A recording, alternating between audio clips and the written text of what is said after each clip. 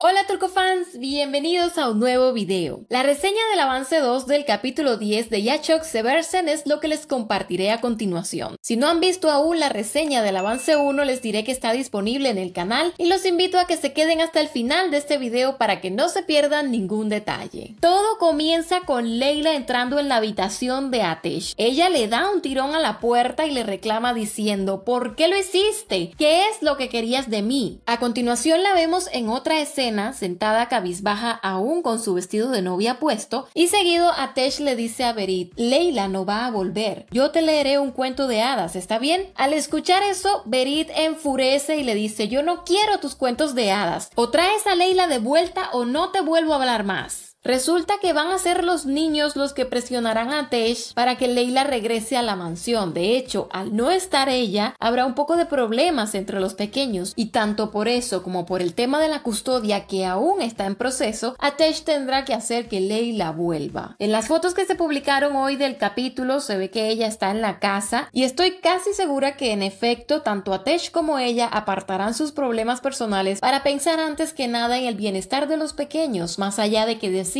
perdonarse o no. Tras las palabras de Berit pasan imágenes salteadas. Se ve a Leila llorando, a Atesh en el estudio literalmente con cara de que todo está fatal, y dicho sea de paso realmente lo está. Aparece nuevamente la escena en la que Leila está reclamándole y en esta ocasión le dice: podías haber dicho que estabas al tanto de todo e irte, podías haberme despedido, Atesh, ¿por qué lo hiciste? Luego de eso, en lo que pasan más imágenes de ella triste en una habitación que al parecer es en casa de su madre, se escucha de fondo que entre lágrimas dice: él es el único culpable de lo que pasó. Estoy muy enfadada porque no me dio la oportunidad de reducir mi ira hacia él por una vez. Él es lo que más odio en esta vida. En este punto ya se ve que a quien ella le está diciendo eso es a su madre. Están ambas sentadas en un parque. Leila se levanta del asiento súper molesta, se arranca su collar e intenta tirarlo, pero su madre la detiene, la abraza y le dice: cálmate, tranquilízate. Más adelante, entonces Leila le pregunta: ¿por qué me estás ayudando? Pero al parecer ahí su madre tampoco será capaz de responderle y contarle quién es ella realmente. Casi al final, Meriel le pregunta a Leila: ¿quién es esa mujer? Obvio refiriéndose a la madre de Leila, que aparentemente anda ahí con ella en ese momento. Ante la pregunta, Leila responde: es una mujer llamada Firuze. Y lo último que nos muestran es que ella, con los ojos llorosos y una mirada un tanto decepcionada, diría yo, le dice a Atesh: yo de verdad te amaba. Es normal que Leila se sienta mal, eso yo lo puedo entender, pero lo que no me está gustando es que como que están intentando reinventar la historia, por así decirlo, para tratar de hacerla quedar bien a ella, y entonces que Atesh sea el malo de la película. Ya les mencioné en el video anterior que ambos tienen culpa en esta historia, pero a la hora de la verdad, señoras y señores, y sin andar con justificaciones ni mucho menos, si ponemos los hechos en una balanza, ¿quién creen que saldría más culpable? Obviamente lo que muestran en el avance solo son pequeños segmentos de las escenas, quién sabe, y ella reconozca ciertamente sus errores, cosa que yo no dudo que pueda pasar, pero ya les digo, de ser como está pintando la cosa, no me gusta para nada. Igualmente, esta es mi opinión. Cuéntenme ustedes en los comentarios qué creen al respecto, que yo los estaré leyendo. Si les ha gustado esta reseña, no olviden dejar un like para apoyarnos y suscríbanse al canal para que no se pierdan todo el contenido que publicamos sobre sus actores, series y novelas turcas favoritas. Mi nombre es Meli y me despido de ustedes por ahora, esperando verlos en un próximo video.